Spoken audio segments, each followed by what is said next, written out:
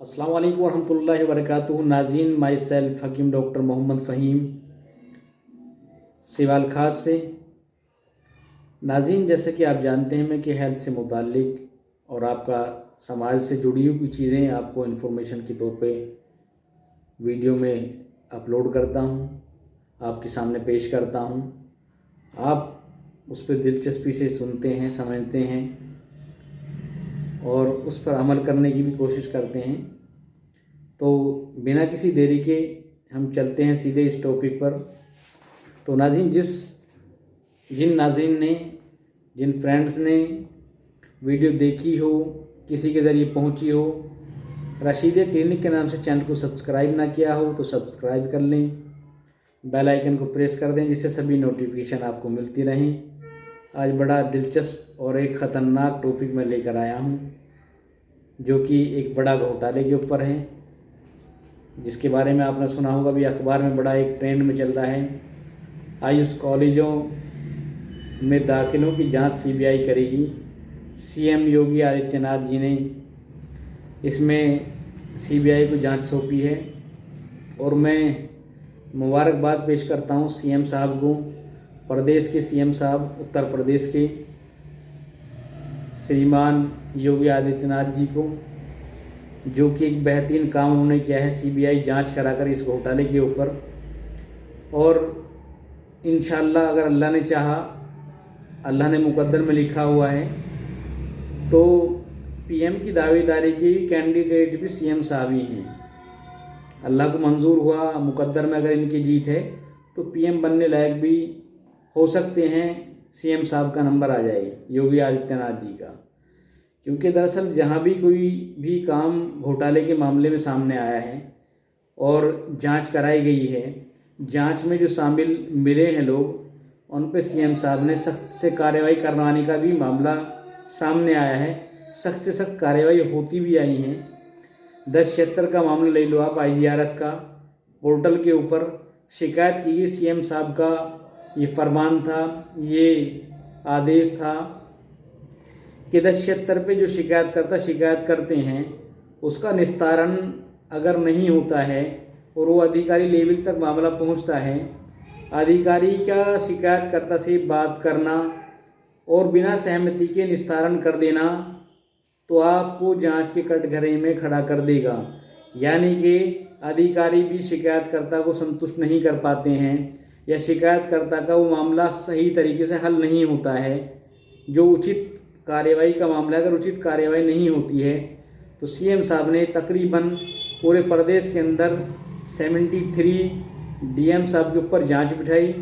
उनमें तलब किया गया कि इस मामले के अंदर क्या हुआ है। इस तरह के बहुत सारे मामले देखने में आते रहते हैं। अब चलते हैं, इसी को आगे बढ़ाते हैं कि असल ये घोटाला हुआ क्या है।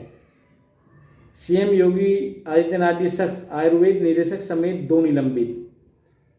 इनमें जो सीबीआई को जांच दी गई है या जिन कॉलेजों को जिम्मेदारी दी गई थी, जिन्हें निगरानी की जिम्मेदारी उन्हीं के कॉलेजों में खेल, जिन कॉलेजों को जिम्मेदारी की निगरानी मिली थी नीट के ज़रिए 2020 या 21 के अंदर, उससे जब से नीट का सिस्टम जुड़ा है कि प्राइवेट कॉलेज नीट के क्वालिफाई स्टूडेंट को ही अपनी कॉलेज में एडमिशन लेंगे या उनका दाखिला होगा या उसमें तालीम हासिल करेंगे। तो एक घोटाला, बड़ा घोटाला हुआ। नीट क्वालिफाई के बिना ही प्राइवेट कॉलेजों ने मनमानी करके, सेटिंग करके, रिश्वत देकर और रिश्वत खिलाकर खाकर एडमिशन दाखिले कर लिए। अब जो है किसी ने RTI के ज़रिए माना कि रिपोर्ट मांगी कि नीट क्वालिफाई में हो चुकी हूँ, मुझे एडमिशन लेना है। नंबर आने के बावजूद भी उसकी जगह किसी सीट पर किसी और को जो है दाखिला मिल गया। तो जब ये जांच हुई तो जांच के अंदर ये तथ्य निकल कर सामने आए। तकरीबन जो नीट 2021 में शामिल नहीं हुए थे, 891 छात्रों के दाखिलों में गड़बड़ी की रिपोर्ट देते हुए आयुर्वेद निदेशक प्रो SN सिंह ने हजरतगंज थाने में केस दर्ज कराया है। अब इसकी जांच चल रही है। जांच चलने के बाद अब आता है घोटाले और हेराफेरी से रहा है आयुष विभाग का गहरा नाता। वर्ष 1990 में हो चुका है करोड़ों रुपए का ट्रेजरी घोटाला। पीजी की काउंसलिंग में भी हेराफेरी की आशंका हो सकती है, वो जांच चल रही है। आयुर्वेद से ज़्यादा यूनानी में खेल, दरअसल ये भी लाजमी बात है कि आयुर्वेद से ज़्यादा यूनानी में ही खेल होगा, क्योंकि यूनानी कॉलेजेस आयुर्वेदिक कॉलेज के मुकाबले ज़्यादा हैं, सीट भी यूनानी स्टूडेंट्स के लिए ज़्यादा हैं, तो जाहिर सी बात है जो चीज़ें ज़्यादा होंगी तो घोटाला उसमें ज़्यादा बड़ा होगा, जो चीज़ें कम होंगी उसमें घोटाला कम होगा। अब चलता है मामला कॉलेज संचालकों का हाथ होने का अंदेशा। जाहिर सी बात है जिन कॉलेजों में एडमिशन लिए गए हैं नीट क्वालिफाई स्टूडेंट नहीं हैं और प्राइवेट कॉलेजों में उन सीटों को भर लिया गया, तो सीधा सीधा कटघरे के अंदर मामला पहुंचता है कि वाकई में ही कोई मामला गड़बड़ हुआ है। और आपका है ये बिना नीट वाले आयुर्वेद में ज़्यादा, आयुर्वेदिक की जो सीट भरी गई हैं वो बिना नीट वाले आयुर्वेद में ज़्यादा, सूत्रों की माने तो बिना नीट प्रवेश पाने वाले 22 छात्रों में 14 आयुर्वेदिक कॉलेज, 2 होम्योपैथिक और 6 यूनानी के हैं। इसके अलावा जो 891 स्टूडेंट्स वो अलग मामला, ये अमर उजाला अखबार है राजधानी। अब कहाँ कितने संदिग्ध दाखिले हुए हैं इसके बारे में उन्होंने एक रिपोर्ट दी है। राजकीय कॉलेज प्रयागराज, आवंटित सीटें जो थी या जो रिकॉग्नाइज सीटें वहाँ हैं 64 सीटें हैं, 9 संदिग्ध दाखिले वहाँ उसमें पाए गए हैं। राजकीय कॉलेज मुजफ्फरनगर 64 आवंटित सीटें जो गवर्नमेंट कॉलेज हैं उसमें 7 संदिग्ध दाखिले। आपका राजकीय कॉलेज वाराणसी 64 में 6 संदिग्ध दाखिले। राजकीय कॉलेज लखनऊ 64 में 6 संदिग्ध दाखिले। राजकीय कॉलेज बरेली 64 में 4। राजकीय कॉलेज पीलीभीत 54 में 3। राजकीय कॉलेज बांदा 64 में 4। राजकीय कॉलेज झांसी 64 सीट में 4। और आपका जो है ये अमरोहा कॉलेज 60 में से 43 सीटें संदिग्ध दाखिले। संबे गोसिया कॉलेज गाजीपुर 60 में से 45 संदिग्ध मामले। बापू मेडिकल कॉलेज मऊ 100 में से 47 जो है संदिग्ध मामले। बाबा विश्वनाथ कॉलेज आजमगढ़ 60 में से 35 संदिग्ध मामले। इसी के आगे आप चलते हैं KBS institute of the science Gorakhpur 60 में से 36 मामले।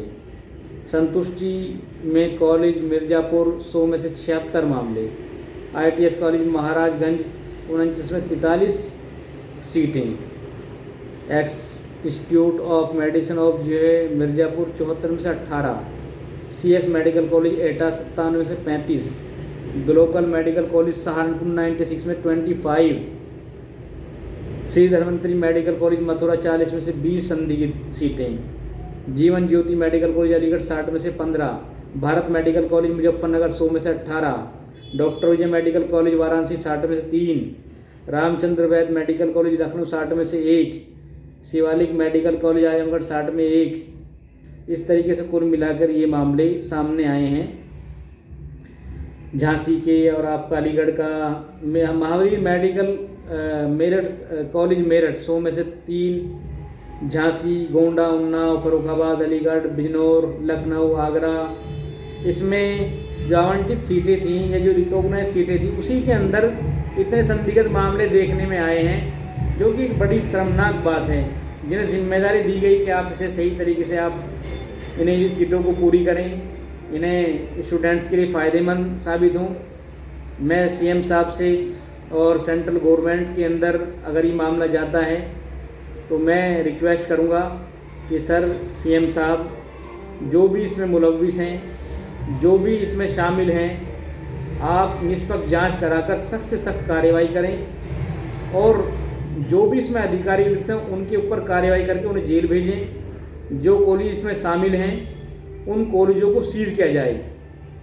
जो घोटाला करके वो स्टूडेंटों को क्या तालीम देंगे, वो क्या तालीम देंगे उन स्टूडेंटों को। उन स्टूडेंटों की भी गलती है कि उन्होंने गलत तरीके से एडमिशन के मामले में वो शामिल हुए, पर मैं कहीं ना कहीं इसे जिम्मेदार को या इस गैर जिम्मेदारी को उन कॉलेजों, उन जो अधिकारी जो इसमें शामिल हैं उनका बड़ा फॉल्ट मानता हूँ।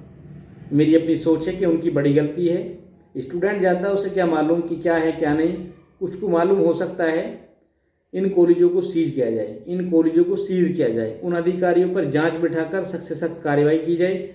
CM साहब आप मुबारकबाद के काबिल हैं, आप जो सही काम है आपके उसके लिए मुबारकबाद पेश करता हूं मैं। और जो चीज़ मुबारकबाद के लिए या जो सही काम नहीं है उसमें मैं नाराज़गी जाहिर करता हूँ, मैं मुखालफत करता हूँ दिल से कि जो चीज़ गलत हैं। जो सही हैं उसके लिए मुबारकबाद है आपके लिए। Homeopathic medical college, national homeopathic का लखनऊ में 106 में 2 संदिग्ध सीटें, होम्योपैथिक के मेडिकल कॉलेज अलीगढ़ के अंदर 105 में 1 और मुरादाबाद में 106 में से 2। ये होम्योपैथिक मेडिकल कॉलेज के बारे में जिक्र है, 106 में से 1। होम्योपैथिक कॉलेज नोएडा 86 में से 2। ये सीटें संदिग्ध जो है पाई गई हैं। यूनानी मेडिकल कॉलेजों का ब्यौरा आता है, मामला आता है। वीडियो बने रहें आखिर तक, वीडियो को देखें। अच्छी वीडियो लगती है तो शेयर करें, लाइक करें। रशीदा क्लिनिक के नाम से चैनल को सब्सक्राइब करें। मैं एक बार फिर सीएम साहब को मुबारकबाद पेश करता हूं उनके इस कार्य के लिए, उनके ये निष्पक्ष जांच के लिए। और अगर अल्लाह को मंजूर है, मुकद्दर में उनके है, इस तरह के सही काम वो करते रहें, बिना किसी रिलीजन एक्टिविटी को देखते हुए, बिना किसी मज़हब को देखते हुए। मज़हब नहीं सिखाता आपस में बैर रखना। हिंदी हैं हम वतन हैं, हिंदी हैं हम वतन है, हिंदोस्तान हमारा। ये एक बड़ी खूबसूरती है हिंदुस्तान की। सभी मज़हब के लोग यहाँ रहते हैं, हिंदी हैं हम। हिंदी से मुराद जो है यहाँ सभी मज़हब के लोग हैं। रिलीजन इस्लाम, रिलीजन ईसाई और आपका जितने भी रिलीजन यहाँ हैं, हिंदू हों, मुस्लिम हों, सिख हों, ईसाई हों, सभी के लोग मोहब्बत से यहाँ एक दूसरे को समझ कर अदब कर कर रहते हैं। कुछ नाकारा, कुछ बदतमीज, कुछ जाहिल आपस में लड़ाने का काम करते हैं, ना इत्तेफाकी पैदा करके, गलत चीज़ें शो करके, गलत बात फैलाकर। उन लोगों से आप बचें, उन लोगों से आप बचें। इस तरह की राजनीति से बचें जो गंदी राजनीति है, लोगों में फसाद पैदा करती है, आपस भाईचारे को ख़त्म करने का मामला करती है। तो चलते हैं इसी के ऊपर। बड़ी दिलचस्प मामला है। यूनानी मेडिकल कॉलेज का मामला आता है। यूनानी मेडिकल कॉलेज प्रयागराज 64 में 3 संदिग्ध मामला। तकमीलुत तिब कॉलेज लखनऊ 64 सीट में 1 मामला। शामसी गौसिया यूनानी मेडिकल कॉलेज गाजीपुर 40 में से 40 का 40 फर्जीवाड़ा टोटल, जो इसमें अखबार में दिया है। जामिया तिब्बिया यूनानी मेडिकल कॉलेज सहारनपुर 60 में से 25 सीटें। और ये जानकर आपको खुशी भी होगी, दुख भी होगा कि मैं भी 2004 batch 2004 and 5 Jamia Tibbia Deoband medical college Saharanpur से ही पास आउट हूँ। 2010-11 में मेरी फाइनल हुई थी BOMS।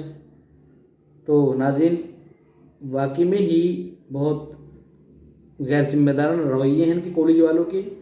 कॉलेज की मैं कुछ बातें आपको शेयर करता हूं जो आपको सुनकर बड़ी दिलचस्पी उनमें महसूस होगी। कॉलेज में एडमिशन होने के बाद शायद एक प्राइमरी का स्टूडेंट, एक हाई स्कूल का एक स्टूडेंट, कॉलेज के अंदर 12th तक जो स्टूडेंट हैं उनकी भी ज़िंदगी बड़ी एक आराम से और एक जो है आज़ादी के तरीके से गुजरती है। कहीं जाना आना, कहीं भी स्टूडेंट के पास बैठना। जामिया तिब्बिया देवबंद यूनानी मेडिकल कॉलेज सहारनपुर में जाने के बाद हमें ऐसा लगा कि नहीं, ये तो हम जेल के अंदर आ गए। एक स्टूडेंट एक गर्ल्स स्टूडेंट से बात नहीं कर सकता कि खबर पहुंच जाएगी ऊपर, सप्ली लग जाएगी आपके यहाँ। आप लड़के लड़की यहाँ बात क्यों कर रहे थे बैठे हुए, आप उस लड़की के साथ क्यों जा रहे थे। कॉलेज के अंदर, मेडिकल कॉलेज के अंदर आप पहुँच गए, लड़का लड़की बात नहीं कर सकते, कोई नोट्स के ताल्लुक से शेयर नहीं कर सकते। एक अजीब सा डर, यहाँ खड़े हुए देख लिया तो भाई जो है अपना मैनेजमेंट बता देगा। वहाँ की चपरासी भी अपने आप को अधिकारी से बड़ा अधिकारी समझते थे। मैनेजमेंट में ऐसे टट्टू चमचे वहाँ लगे हुए थे जो एक एक खबर वहाँ पहुँचाया करते थे। किसी ने कोई बात मैनेजमेंट के खिलाफ कोई बात कर दी, वो बात उनके चमचे जो चेले हुआ करते थे वो पहुँचा दिया करते थे। और ऐसे दलालों की कोई कदर नहीं, उनकी कोई वैल्यू नहीं होती कहीं भी। जो दलाल है उसकी कोई कदर नहीं, जिसकी वो मुखबरी कर रहा है उसकी तो निगाहों में होगी नहीं, और जिसके पास लेके जा रहा है वो भी जानते हैं, अरे भाई यार इसकी मुखबरी कर रहा है, दलाली कर रहा है, तो उसकी क्या औकात है। दलाल की कोई वक़्त नहीं, कोई इज्जत दलाल की नहीं। कुछ पैसे के लिए अपना ईमान बेचना ये कोई बहुत बड़ी चीज़ थोड़ी है, ये कोई इनाम की चीज़ थोड़ी है। अरे आप करनी है, आपको मुखबरी करनी है, दलाली करनी है, आपको अच्छे काम के लिए करो। लोगों के फ़ायदे के लिए करो। कोई जुल्म में फंस रहा है, कोई गंदगी में मुलविस है, उसे करो। गंदी चीज़ों को रुकवाने के लिए करो, या उल्टी सीधी में मुखबरी करके दलाली करके जो है आप एक आम आदमी को फंसाना चाहते हो, एक जो है गैर जिम्मेदाराना रवैये से आप लोगों को फंसाना चाहते हो, झूठ बात लगा के वहाँ, या इस तरह की चीज़ें पहुँचाकर। तो एक अजीब सा माहौल था जामिया तिब्बिया देवबंद मेडिकल कॉलेज के अंदर। मैं पढ़ा हूँ वहाँ, मैं आपको चीज़ें बता रहा हूँ, और जिसे तहकीक करनी हो, जो वहाँ पढ़े हैं, एडमिशन के नाम पे जो है अपना उसके बाद नाम कट जाएगा, ये फ़ीस जमा करो आप, ये जो है अपना आपके 5,000 रुपये देने, आपका नाम कट गया है, अपना कोई 10 दिन 15 दिन कॉलेज नहीं गया। उसके बाद क्या खेल चलता था कि सर आप कर लो सर नाम, ये ठीक है तो 50% कंसेशन हो जाएगा। अरे 10,000 का फ़ाइन लगा दिया आपने, 5,000 का फ़ाइन लगा दिया, 50% क्या, तो अब नाम काटो बिल्कुल जड़ से अगर कोई मामला। और दरमियान रखते ये क्या है 50% लेस। ये कोई वहाँ कोई शोरूम में आदमी जो है वहाँ कोई अपना वहाँ चीज़ें खरीदने के लिए गया है कि 50% लेस है, 25% लेस है। तो इस तरह का रवैया जामिया तिब्बिया देवबंद के अंदर था। शमीम अहमद सईदी साहब का जो कॉलेज है, जो पहले दारुल के अंदर था, वो किसी भी बिना के ऊपर वो वहाँ से हटा, जो भी उनकी नाइत्तेफाकियाँ आपस में रहीं। उसके बाद से जब अनवर सईद साहब के पास ये मामला या उनके अंडर में कॉलेज आया, तो उन्होंने ऐसी तानाशाही वहाँ की कि मैनेजमेंट के अंदर टट्टू ठेले उन्होंने छोड़ रखे थे, अपने चमचे, जो नीचे से बात जो है स्टूडेंटों के ऊपर उल्टी सीधी जाकर लगाया करती थी। इस तरह की बात नहीं भी हुआ करती थी। इसी चक्कर में फाइनल प्रूफ में भी मेरी सप्ली आई, असल में आई क्यों, मैनेजमेंट के खिलाफ हमने कुछ बात बाहर खड़े होकर कर दी थी। कुछ जो है अपना मामला ऐसे ही था कि भाई अपना यहाँ धांधलेबाजी चल रही है, अपना ये नाम काटने पैसे, ये इस तरह के पैसे, या स्टूडेंट से किससे बात नहीं कर सकते। तो मेरी भी सप्ली फाइनल में आई थी। और इस तरह के और बहुत सारे स्टूडेंट हैं जो शायद ही ये दिल में तो बात रखते हैं। तकरीबन 100 में से 95% प्लस जो है स्टूडेंटों का ये हाल होगा, दिल की जो अंदर की कुढ़न चुभन होगी। मुझ जैसे इसे पागल कह लो आप, या आप ये कह लो कि सच में बयान कर रहा हूँ, मैं आपके सामने ये बात रख दी है। अब सब अपने अपने दिल की बात सब जानते हैं क्या मामला रहा है। अब आपका आता है जामिया तिब्बिया यूनानी मेडिकल कॉलेज सहारनपुर के बाद 60 में से 25 जो है इसमें। देवबंद यूनानी मेडिकल कॉलेज सहारनपुर 60 में से 46। गौसिया यूनानी मेडिकल कॉलेज फतेहपुर 60 में से 58। डॉक्टर अब्दुल अली तिब्बिया कॉलेज लखनऊ 50 में से 38। हकीम रईस यूनानी मेडिकल कॉलेज संभल 50 में से 35। अल्लामा इकबाल यूनानी मेडिकल कॉलेज मुजफ्फरनगर 60 में से 48। ये अल्लामा इकबाल जो कॉलेज है, ये जनाब चौधरी रियासत चौधरी साहब का है, जो कि हर्रा के रहने वाले हैं। और ये अभी कॉन्फ्रेंस हुई थी दिल्ली के अंदर, मेरा भी जाना हुआ था जामिया मिल्लिया इस्लामिया में, और माननीय जनाब कुंवर दानिश अली साहब वहाँ आए थे। असल में उनकी स्कूलिंग भी वहीं से हुई है, जामिया मिल्लिया इस्लामिया से।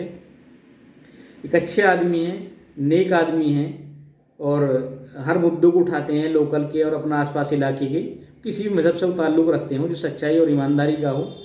कुंवर दानिश साहब को मैं सलाम पेश करता हूँ कि इस तरह के लोगों को जो है राजनीति के अंदर आना चाहिए, सांसद बने, MLA बने। और मैं गवर्नमेंट से एक रिक्वेस्ट करता हूँ कि सर एक कानून ऐसा भी बनाएं कि कम से कम MLA की या MP की क्वालिफ़िकेशन ग्रेजुएशन या पोस्ट ग्रेजुएशन कम से कम हो, और आपका कम से कम ये नगर पंचायत अध्यक्ष की और या प्रधानी की, इनकी भी कम से कम नगर पंचायत अध्यक्ष की कम से कम ग्रेजुएशन हो, और प्रधान की भी अगर है तो कम से कम क्वालिफ़िकेशन इंटरमीडिएट तो कम से कम होनी चाहिए। ये तो एक मिनिमम कम से कम एक क्राइटेरिया वो रख दें असल में। ये मेरी अपनी सोच है असल में, और बहुत सारे भाइयों की और बहनों की, और जो अच्छे लीडरान हैं या अच्छे समाजी लोग हैं, तो मैं मानता हूँ कि उनकी भी कहीं ना कहीं इस तरह की सोच होगी। अगर वो उनसे मिलेंगे या बात जाहिर करेंगे, मालूम करना चाहेंगे। इसके अलावा हम चलते हैं अल्लामा इकबाल यूनानी मेडिकल कॉलेज के बाद इब्ने सीना तिब्बिया कॉलेज आजमगढ़ 50 में से 35। इरम यूनानी मेडिकल कॉलेज लखनऊ 60 में से 2 सीट। गुरुकुल ऑफ यूनानी मेडिकल साइंस सहारनपुर 7 में से 5 सीट। अलीगढ़ यूनानी कॉलेज अलीगढ़ 49 में से 31। शायद ये भी डॉक्टर ख्याल से डॉक्टर क्या रियासत चौधरी साहब का ही कॉलेज है शायद, मेरे ख्याल अलीगढ़ में भी। वो बात कर रहे थे वहाँ कौम की खिदमत के लिए कोई काम करो, हमें बताओ, हम उसकी हेल्प करेंगे। ये बात फर्जीवाड़ा कर रहे हैं आप। आप पैसा उतारी कर रहे हैं तो आप किसी की क्या हेल्प करेंगे। आप वहाँ कॉन्फ्रेंस हो रही है कि भाई नीट से उर्दू क्यों ख़त्म कर दी जा रही है या उर्दू रहनी चाहिए, यूनानी को बका रखने के लिए, यूनानी की रूह ख़त्म ना हो। एक उर्दू असल में एक अजीब लैंग्वेज है, एक अजीब चाशनी है, और ये नीट से निकाल दी जाएगी तो इसकी रूह ख़त्म हो जाएगी। स्कूलों इसमें कॉलेजों के अंदर इससे कोई नुकसान तो होने वाला नहीं है कि पढ़ाई पे से फ़र्क ज़्यादा पड़ पाएगा, क्योंकि मॉडर्न के अंदर इंग्लिश में भी बुक्स आ चुकी हैं। इंग्लिश में भी आप नुस्खा लिख सकते हैं, जैसे खमीरा अबरेशम हकीम अरशद वाला है, या आपका माजून तिला है, माजून मोमियाई है, हरमास कंपनी का सब्ज़म है। तो आप उर्दू में ना लिख के आप इंग्लिश में लिख दें, आप हिंदी में लिख दें, पर यह है कि जो एक रूह है किसी भी चीज़ की वो उसमें रहनी चाहिए, होनी भी चाहिए। आयुर्वेद का ताल्लुक है तो संस्कृत उससे हटा देंगे तो एक उसकी एक कहीं ना कहीं उसकी जो एक रूह है उसकी, यानी कि स्पिरिचुअलिटी जो है, उसमें कहीं ना कहीं थोड़ा बहुत फ़र्क असल में आएगा। तो नाज़रीन, ये बड़ा एक पेचीदा मामला है, बड़ा ख़तरनाक संजीदा मामला है। उन स्टूडेंट से भी कहूँगा कि शॉर्टकट तलाश ना करें, उन दोस्तों से भी कहूँगा कि आप शॉर्टकट इस्तेमाल ना करें। सही तहकीक के साथ सही कॉलेज, सही स्कूल आप देखें, उस पर आप नेट पे तलाश करें, नेट पे सर्च करें कि इसकी रिकॉग्नाइजेशन है नहीं है। जब क्लियर कर दिया गया है कि नीट में नीट क्वालिफाई करने के बाद ही स्टूडेंट का दाखिला होगा। मैंने भी एक बच्ची के लिए बात की थी, एक दोस्त है भांजी है उनकी, उन्होंने साफ साफ कहा, कई कॉलेजों में मेरी बात हुई कि अगर नीट क्वालिफाई नहीं है तो आपका एडमिशन नहीं होगा।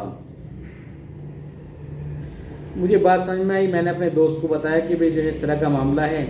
वो भी समझ गए कि नीट क्वालिफाई, उन्होंने कहा ले दे के कहीं कोई मामला हो जाए। मैंने वो भी कोशिश की कि कहीं कुछ ना कुछ मामला ऐसा हल हो शायद कि भी कोई सीट प्राइवेट में इस तरह की हो जो नीट क्वालिफाई का मामला ना हो, नीट में सिर्फ बैठा हो स्टूडेंट और क्वालिफाई नीट ना कर पाए और एडमिशन हो जाए। दरअसल मैं नहीं चाहता कि कोई गलत काम ऐसा मामला फंसे जिससे ज़िंदगी उसकी तबाह बर्बाद हो जाए।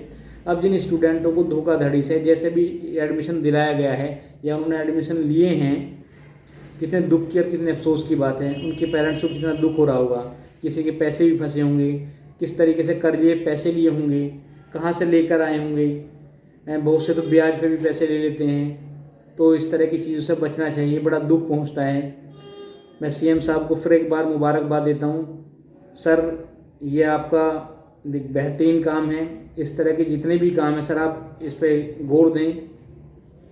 जो भी घोटाले, जो भी इस तरह के मामले हो रहे हैं, जो आवाम को परेशान किया जा रहा है, सर आप उन अधिकारियों पर भी सख्त से सख्त कार्रवाई करें जिन्हें आपने ऑर्डर दे रखा है, वो सुनने को तैयार नहीं है, काम करने को तैयार नहीं है। और सर मैं इसी के साथ साथ साथ कहना चाहूँगा कि जो आपने कॉलेज का मामला लिया है सर, इसी के अलावा और बहुत सारे घोटाले आपको मिलेंगे जब आप ज़मीनी लाइन में पहुँचेंगे। सर एक सिवाल खास का हमारा भी एक मामला है, नाला निर्माण में एक घोटाला हुआ है और अधिकारी साहब के पास भी शिकायत पहुंच चुकी है। इस पर अभी तक कोई कार्रवाई नहीं हुई है। आप कहते हैं कि भाई जब तक शिकायतकर्ता की शिकायत का निस्तारण ना हो जाए उचित, जब तक आप फीडबैक नहीं देंगे, आप अधिकारी डायरेक्ट शिकायतकर्ता से बात नहीं करते हैं और शिकायतकर्ता आपसे बात करने के बाद उसे उचित कार्रवाई नहीं होती है तो उस पर आप कार्रवाई करेंगे।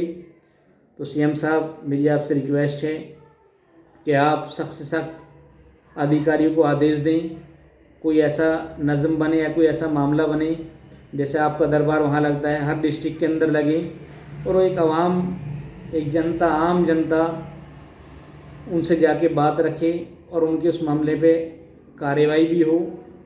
क्योंकि हर आदमी तेज़ तर्रार नहीं है, ना हर आदमी के पास पैसा है कि जो रिश्वत दे के या कहीं भी दे के अपना काम करा ले। तो आप, मैं एक बार फिर कहूँगा कि आप मुबारकबाद की जो है पात्र हैं। आपने जो कार्य किया है, ये जो फर्जीवाड़ा आपने सीबीआई को जांच देकर एक कार्य कराया है, सर इसी तरह के आप कार्य करते रहें, निष्पक्ष करें, मज़हब से ऊपर उठ के करें, मज़हब का कोई मामला बीच में ना आए। अगर गलत है कोई, अगर गलत हिंदू है तो उस पर कार्रवाई की, अगर कोई गलत मुस्लिम है तो उस पर कार्रवाई की जाए, पार्शियलिटी ना हो। इसी तरह की वीडियोस आपके सामने लेकर आता रहूँगा। मुझे दुआओं में याद रखें। वीडियो अच्छी लगे तो लाइक करें, शेयर करें और अपनी दुआओं में याद रखें।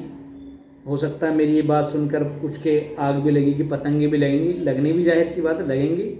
जो गलत होगा उनके लगेंगे और इसी के साथ साथ मैं मदरसा के बोर्ड के ताल्लुक़ से जो कुछ जांचें चलनी हैं इसमें भी मैं मुबारकबाद पेश करूंगा। सर, ऐसे मदरसा बोर्ड के स्कूलों को बंद कर दिया जाए, उन्हें सीज़ कर दिया जाए, उसमें पढ़ाने वाले या जो भी स्टाफ के अंदर जो भी इसमें गलत काम किया है या जो उस कमेटी ने गलत काम किया है उन पर आप सख्त से सख्त कार्रवाई करें, उन्हें जेलों में डालें जिससे कोई गलत काम ना कर पाए। असल में मदरसा बोर्ड की बिना पे ही मदरसों की जांच हुई है। सर, कुछ मदरसे तो शायद आपकी निगरानी में जांच में आपको मालूम है नहीं है, कुछ मदरसे ऐसे हैं मोहल्ले में कुछ जगह कोई खाली मिली कि भाई यहाँ बच्चे तालीम हासिल कर लेंगे दीन की, उनके पास कोई कागज़ वगैरह भी नहीं होगा, तो कुरान शरीफ की तालीम है, उसमें उर्दू की तालीम है कि इधर उधर बच्चे घूम रहे, वो तालीम दे रहे हैं उन्हें, सही तालीम, अच्छी तालीम, सच्चाई पे चलने की तालीम, बड़ों का अदब करने की तालीम और एक दूसरे से मोहब्बत करने की तालीम मदरसों के अंदर दी जाती है। और ये मदरसा बोर्ड की जो स्कूल हैं सर, इसका ताल्लुक़ उनसे कोई नहीं है। मदरसा बोर्ड के अंदर वो सब टोटल जो है हमारा एजुकेशन पढ़ाते हैं, हिंदी, इंग्लिश, मैथ, उसी के साथ कुछ में उर्दू है, कुछ में नहीं होगी। तो उन मदरसा बोर्ड की बिना पे ही मदरसे कटघरे के अंदर आए हैं जहाँ तक मैं सोचता हूँ, क्योंकि इनका उन मदरसों से कोई लेना देना नहीं है जहाँ अरबी की तालीम या कुरान शरीफ पढ़ाया जा रहा है। सर, इन मदरसा बोर्ड के जितने भी कॉलेज स्कूल हैं इन पे आप सख्त से सख्त कार्रवाई करवाएं।